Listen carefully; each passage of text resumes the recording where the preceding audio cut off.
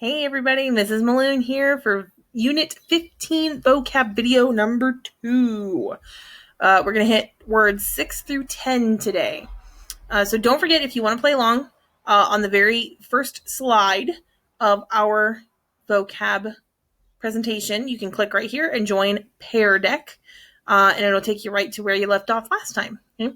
So if you remember last time, we were talking about Ida M. Tarbell, and she was what they call a muckraker.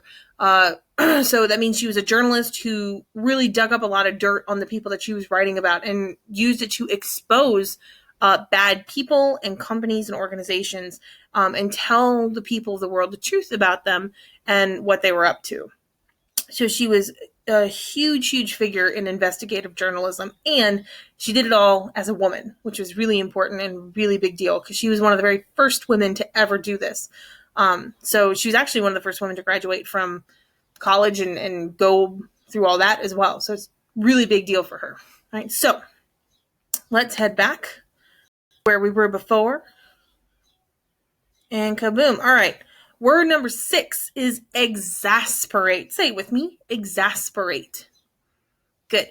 It's a verb. Say it's an action word. It means to irritate, to annoy, or to anger. I'm sure there are numerous of you out there with brothers and sisters that exasperate you on a regular basis. The articles that the muckrakers like Ida Tarbell wrote exasperated politicians, business tycoons, and bigwigs whose illegal practices were being investigated. So I'm sure that the people that Ida Tarbell was writing about were very exasperated with her articles because they were kind of exposing them to the public and telling the public about them and probably hurting their public image and sales and all that good stuff. So I'm sure they were probably really annoyed with her for doing that, but it was important work and we're glad she did it. So here's some examples. Oh, bummer. This was supposed to work. Well, Merida here looks very exasperated. She kind of does that thing in this GIF. And we have the exasperated puppy here. Just looks like he's very disappointed in you, very annoyed with what you've just done. Name 3 behaviors you see in others that exasperate you. Oh my goodness. Don't even get me started. Number 1, people talking about things they don't know anything about exasperates me.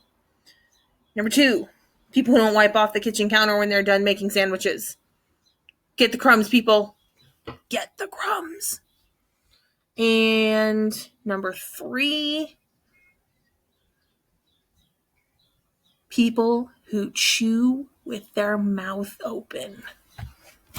I will find you. Hate that. If anybody wants to torture me, that's how you do it. You just eat chips, cereal with your mouth open. Yeah, like that. Don't do that. My husband is being like that.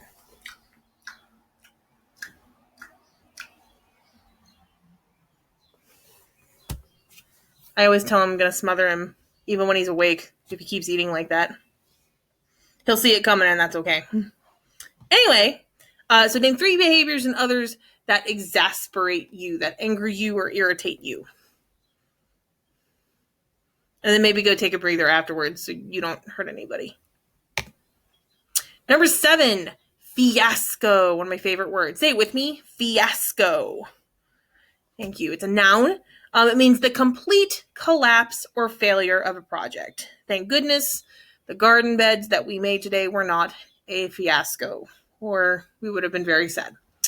The fiasco that Ida Tarbell's father was in was a result of the unfair and predatory business practices of John D. Rockefeller and the Standard Oil Company. So his business failure was really, it kind of boiled down to John D. Rockefeller using some really shady business practices in order to build his monopoly and take over all of the really small oil companies in the country to make this one big giant oil company that he was in charge of. So here are a couple fiascos. Got this from Nailed It.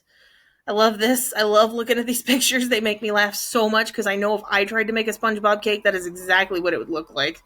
But these are obviously clear fiascos. because they do not look like anything like the picture of what they're supposed to look like. So, yeah. I don't know what happened to that pumpkin, but he has seen some stuff. It's like he just got back from Nam.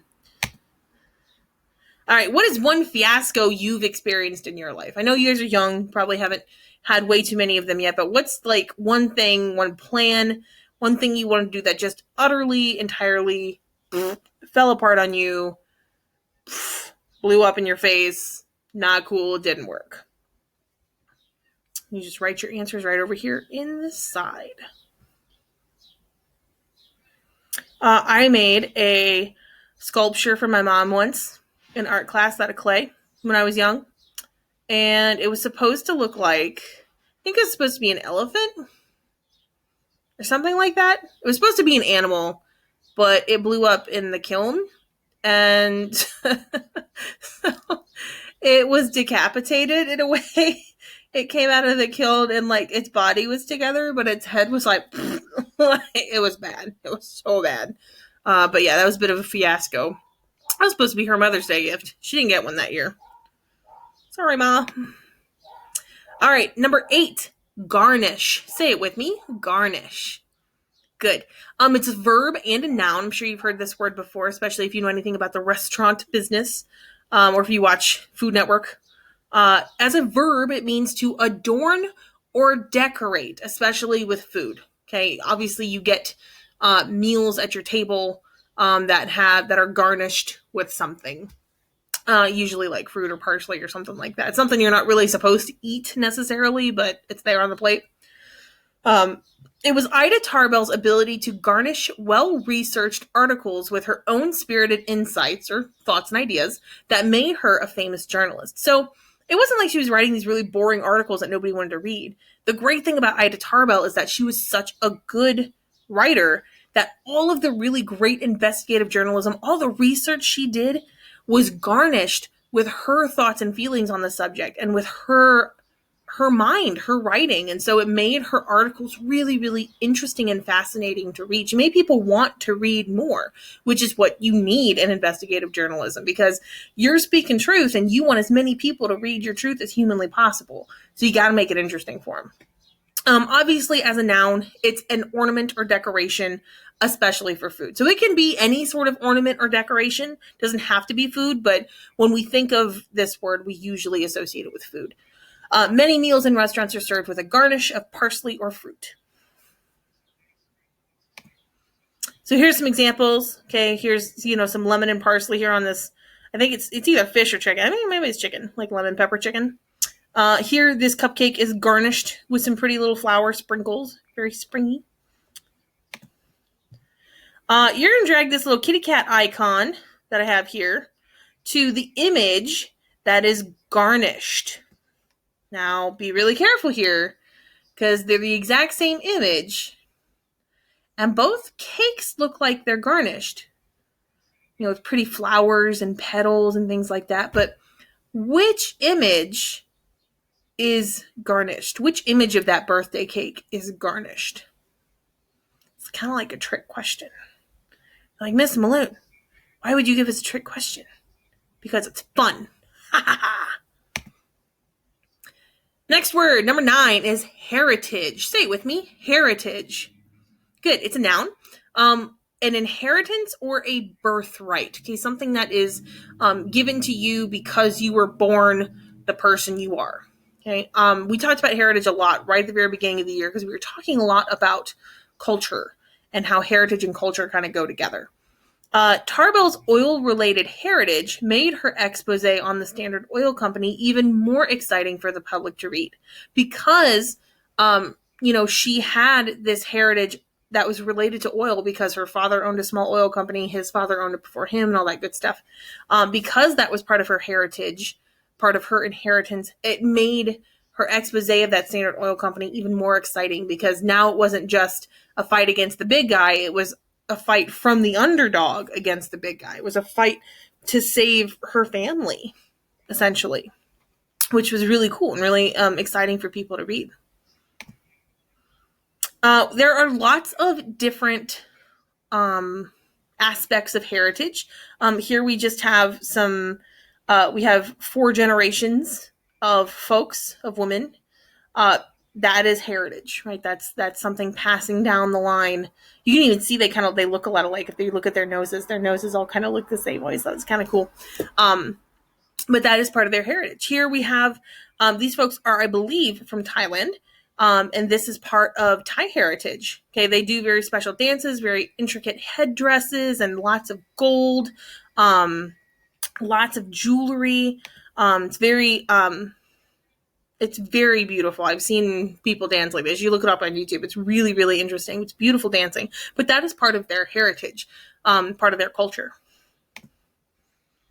Name a tradition that's part of your heritage. What sorts of things do your families do, and what sorts of things do they celebrate that are part of your birthright, part of your life because you were born into this family? You can type your answer over here. And last word of the day is inert. Say it with me, inert. Good. It's an adjective. It is a describing word, describes nouns and pronouns. But it means lifeless, unable to move or act, slow or inactive. So if you were inert, you're not going anywhere anytime soon.